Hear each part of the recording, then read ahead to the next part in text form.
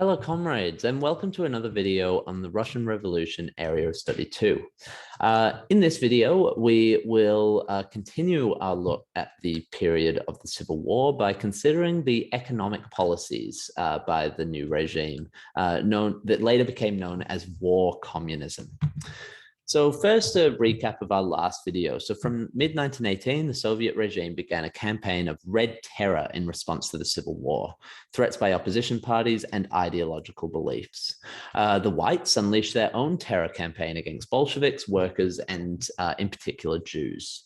Both red terror and white terror resulted in acts of brutal violence and thousands of deaths. Tsar Nicholas and his family were among those killed, and Dzerzhinsky, head of the Cheka, played a significant role in justifying and directing red terror. Now, let's first have a look at an introduction to war communism. So state capitalism, if you'll remember, was the economic policies that came out of the immediate response to the immediate aftermath of the October Revolution.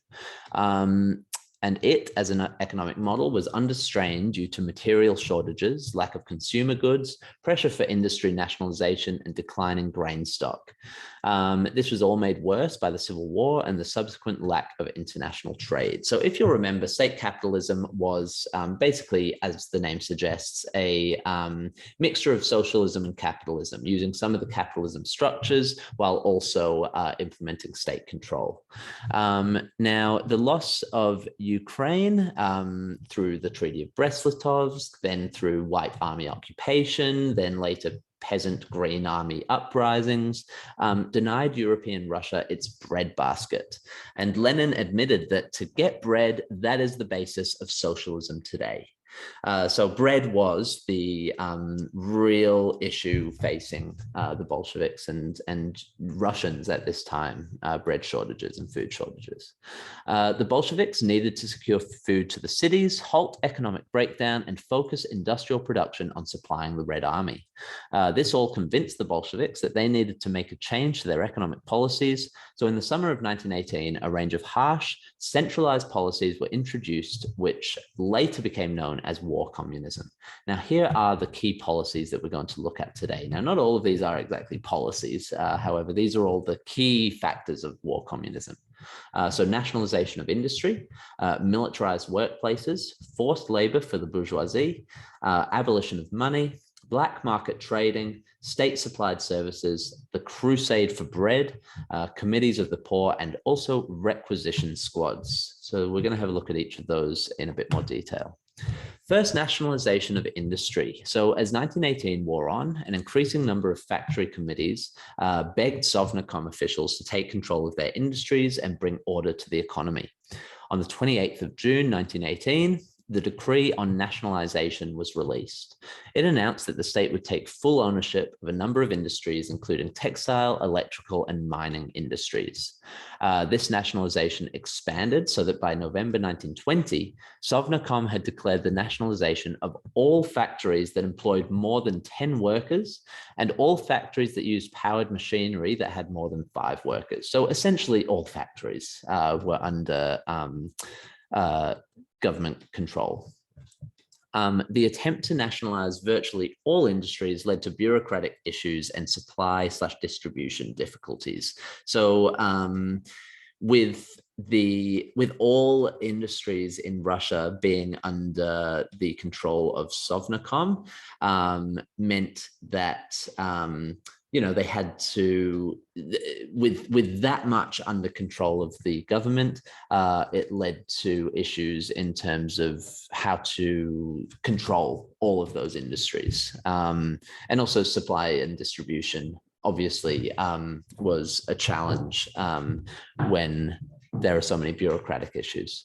A further obstruction to economic recovery was the lack of manpower caused by military conscription of peasants and workers and the flight of workers from urban areas to the countryside. Militarized workplaces. So war communism saw the militarization of the workplace as the state attempted to control the labor of all of its citizens. Workers were sent to factories where they were most needed, and those who disobeyed were threatened with loss of food rations and imprisonment. Towards the end of the Civil War, Trotsky mobilized battalions of the Red Army into what's called labor armies that had to submit military-style reports on their progress and were marched to and from their workplaces. Longer working hours were introduced in all industries, absenteeism was punished, and strikers were threatened with execution. As Trotsky said, a deserter from labor is as contemptible and despicable as a deserter from the battlefield. Subotnik was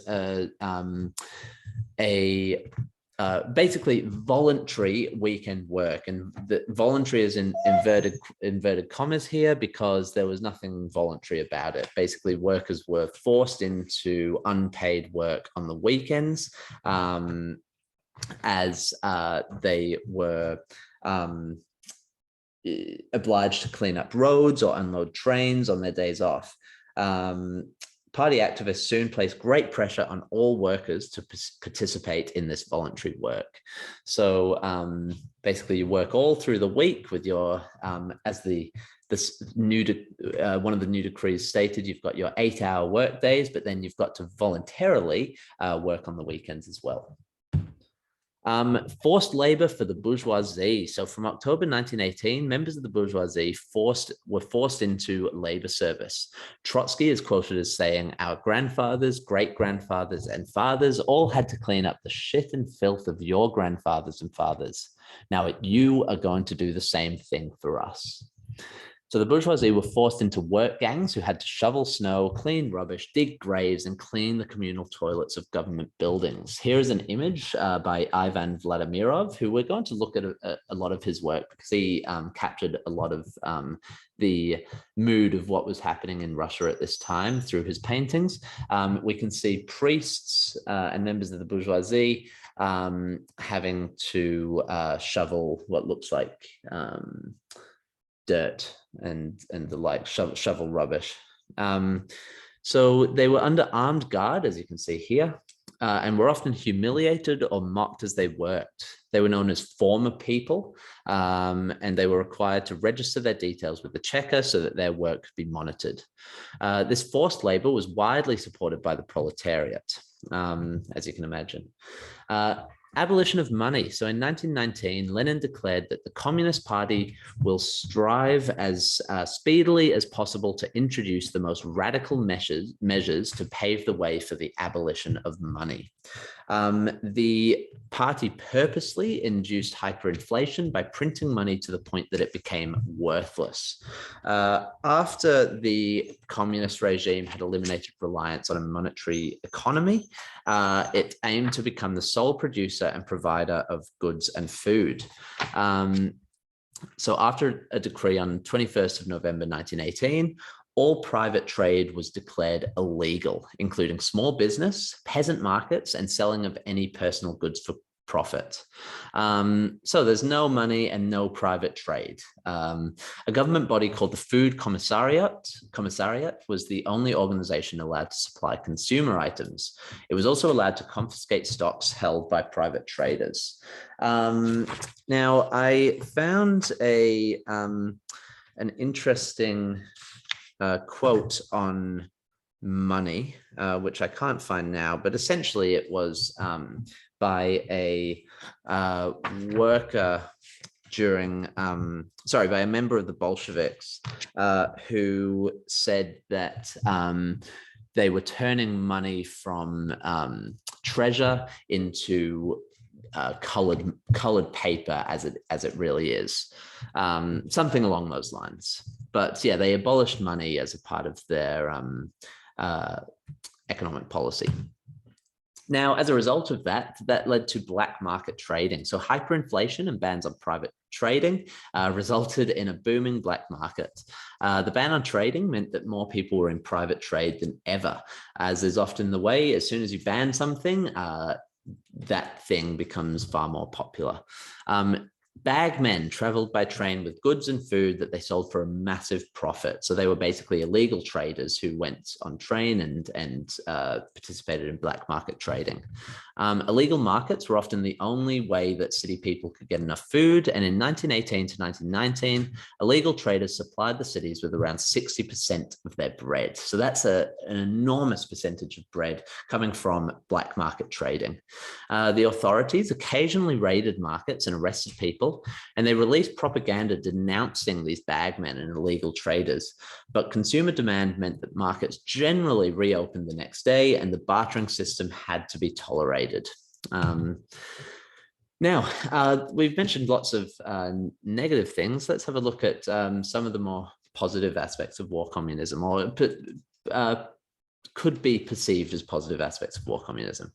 So they were state-supplied services. So a range of services were provided for free to replace wages that had previously been paid in cash, such as postal services, public transport, medical treatment, food rations. They were all provided for free. Payments for rent and heating were abolished, and also the cinema and theatre was free. In July 1918, a class-based food rationing system was introduced, where workers, soldiers, and members of the Communist Party received much more than the upper classes. As Lenin is quoted as saying, "He who does not work, neither shall he eat." Zinoviev spoke of the bourgeoisie receiving just enough bread to remember the smell of it. So food rationing wasn't entirely equal. It wasn't entirely this egalitarian society that they had been promised. But there were still state-supplied services to replace wages and from the abolition of money. The crusade for bread. So, I mean, as we found out at the very beginning, bread was the major issue facing Russia at this time, bread shortages.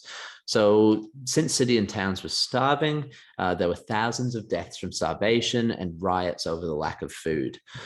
Soviet authorities began forcing the peasantry to provide more food, which Lenin called a crusade for bread. Most peasants were reluctant to give up their grain, preferring to feed their livestock or sell their produce on the black market. Lenin was convinced that food shortages were because of rich peasants hoarding surplus grain. So this is a term we're going to see quite a bit, is kulaks. When we hear of or talk of kulaks, we really mean the rich peasants that Lenin blamed for the food shortages. Sverdlov is quoted as saying, "Only if we split the village into two camps to arouse there the same class war as in the cities, will we achieve in the villages what we have achieved in the cities." So they wanted to split up the peasants into the rich kulaks and the poor peasants. And they tried to encourage poor peasants to take food from the kulaks in the committees of the poor. So on the 11th of June, 1918, government announced a new policy that committees of the poor, or kombedi, were to be formed throughout the countryside to help extract grain from the kulaks, confiscate it, and hand it over to the Soviet officials. The kombedi was largely unsuccessful since, they didn't really see this difference that Lenin talked of between poor and rich peasants. In some villages, the kombedi targeted middle peasants who Lenin wanted to win over because, like I said, they couldn't see the difference between them. They thought they were all poor. They didn't see these rich peasants as a class unto itself. Self-interest meant that peasants often didn't hand grain over to the authorities, and the peasants had a sense of communal solidarity. Many were reluctant to turn on each other. Historian Lars Lee said that instead of splitting the village, the kombedi united it in rage and fury against the Bolsheviks. And by December 1918, the committees of the poor were abandoned. So it didn't last long, the committees of the poor. However, Lenin was still convinced that food shortages were because of hoarding by kulaks. He wrote to the officials in charge of securing food for the cities, saying, "For God's sake, use the most energetic and revolutionary measures to send grain, and more grain." So from January 1919, only a few weeks after the end of the Committees of the Poor, checker agents and armed workers were formed into squads to requisition grain, then sent to the countryside to seize hoarded surplus from villagers, i.e. go and take the grain for yourselves. The requisition squads usually took all the grain they could find, leaving no seeds for peasants to plant. I'm sure that's not going to go very well. Resentment led to requisition squads soon facing armed resistance from peasants. So peasants fought back against these requisition squads.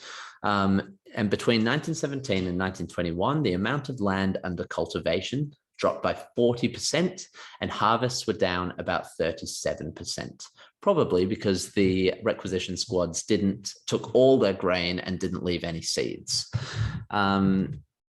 Now, here's a good graphic organizer or graphic visual representation of war communism. So we've got the nationalization of industry, so industry falling under national control, militarization of workplaces with labor armies, harsher workplace conditions, and the Subotnik, elimination of monetary economy, which through hyperinflation, which then led to black market trading, state supplied services, so the ration system, which was more which the workers and members of the Communist Party got more than the upper classes.